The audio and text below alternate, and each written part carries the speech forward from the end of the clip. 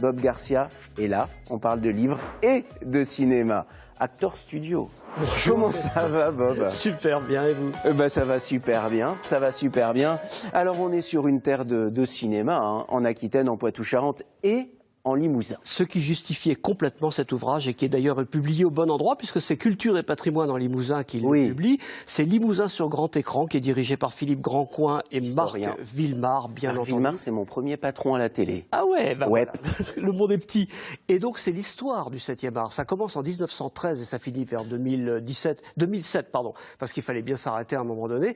Mais on découvre donc toute cette histoire, toute cette richesse des films qui ont été tournés dans le Limousin. Et c'est l'occasion aussi de redécouvrir les lieux où ça a été tourné, les châteaux, par exemple. Vous vous souvenez de ce fameux film Les Destinées sentimentales? Non, avec Jean-Pierre Mariel, c'était... ah oui.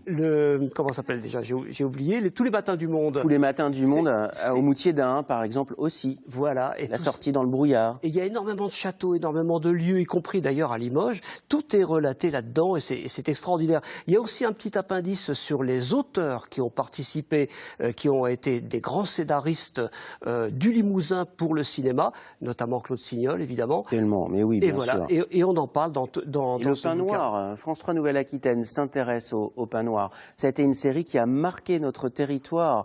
Et évidemment, Georges-Emmanuel Clancier, et puis on pense à Chabrol, avec Sardan, le beau Serge, avec Bernadette Lafont. C'était absolument incroyable. Puis Chéreau, tous ceux qui m'aiment prendront le train.